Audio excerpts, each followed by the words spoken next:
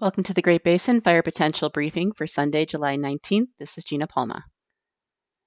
In the upcoming days, we will continue to have widespread thunderstorms across much of the region through this week, pushing further west and north, however, in the coming days. Otherwise, breezy winds will occur today in central Idaho and areas that we have seen recent lightning, along with parts of northwest Nevada. Otherwise, drier conditions will start pushing from west to east across the region later this week and over the weekend. We still do have a Great Basin Fuel and Fire Behavior Advisory in effect for eastern Nevada, much of Utah and the Arizona Strip, but overall fire danger is continuing to decrease in many of these areas.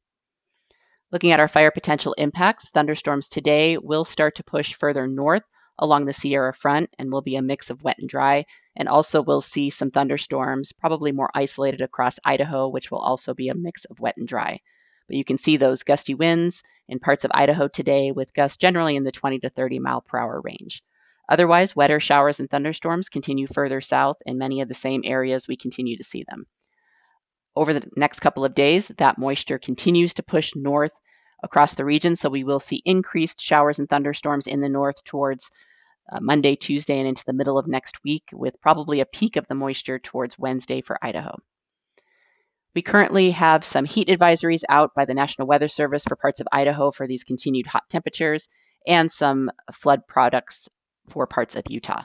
So we will continue to see those showers and thunderstorms with some of that brief heavy rain with some possible flash flooding and debris flows, especially for our recent fires. Over the last 24 hours, we saw scattered thunderstorms over the eastern half of the region, which were a mix of wet and dry. And we have had quite a bit of lightning over the last 7 days. So total for the last 7 days, you can see all of the lightning. So we'll continue to see initial attack with any additional lightning. But we also could see some holdovers start popping up when we eventually see drier air push in from the west. Over the last 7 days, this precipitation has been well above normal over parts of western and northern Nevada up into southwest Idaho and in the south.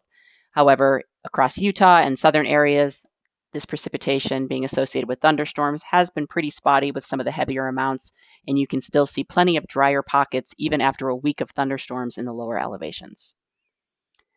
Yesterday, we saw 22 reported fires across the Great Basin for just over 4,000 acres, with 0 acres of growth on our large fires. And you can see on the map here our current large fires and the new initial attack.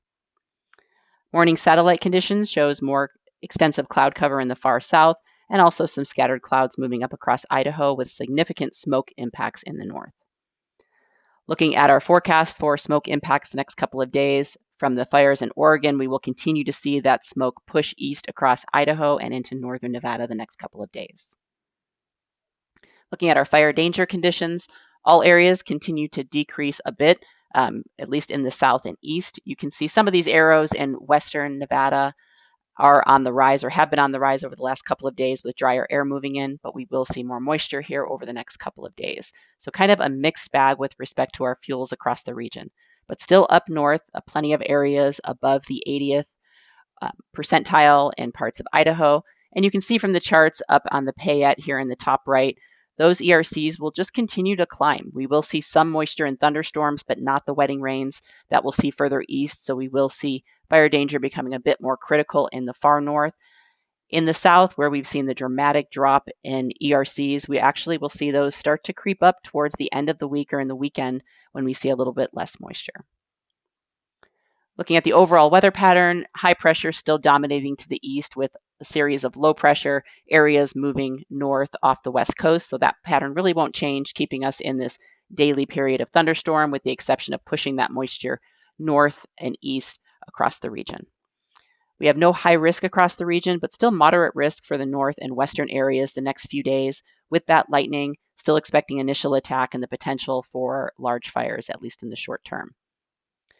Looking at our wind conditions today, winds will pick up in central Idaho, westerly winds generally in the 20 to 30 mile per hour range. Not quite enough for high risk, but we have had recent lightning, so that will be something to watch up there. Otherwise, gusty outflow winds associated with the thunderstorms will continue the next several days.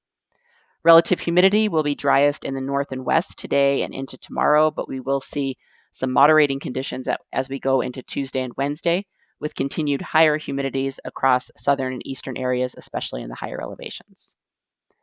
Looking at our overall Precipitation impacts the next few days. You can see how each day that precipitation increases and spreads further north and west. Still, parts of the Payette and even southwest Idaho will be on that western fringe, so not expecting too much precipitation there, with any potential for the wetting rains further south and east. Temperatures will remain hot in the north over the next couple of days, and these temperatures over 100 degrees in Idaho are about 4 to 7 degrees above normal for the time of year. We will see a slight decrease as we get into Tuesday. Otherwise, temperatures across Nevada, Utah, and the Arizona Strip are near normal. Looking at Wednesday through Friday, the only change is this low pushes a little bit closer to the west coast, pushing that drier air into western areas, especially later this week. So we will see some drying across western, northern Nevada into Idaho. And you can see from our 7-day fire potential impact or fire potential product, you can see still low fire potential across much of the southern part of the region, but still kind of staying in that low yellow risk up north. Wind-wise, general winds associated with thunderstorms, those gusty outflow winds will continue. We may see a southwest or westerly breezes pick up in western and northern areas as that drier air moves in and the trough moves a bit closer to the coast. Otherwise, relative humidity will be highest up north on Wednesday and then slowly start to decrease, especially in western areas towards the end of the week. Wednesday, again, kind of our peak day for scattered showers and wetting rains up in Idaho, still seeing some drier conditions for the Payette and western Idaho. And then as we get towards Thursday and Friday, the moisture really starts to decrease from west to east. Otherwise, temperatures kind of remain what we'll be seeing early this week will continue late in the week. Here's a total for our 3-day forecast of precipitation here on the left from the National Weather Service and the 7-day. So you can see the better chances of wetting rains are really over the eastern half of the region, very spotty as you get out west or up north.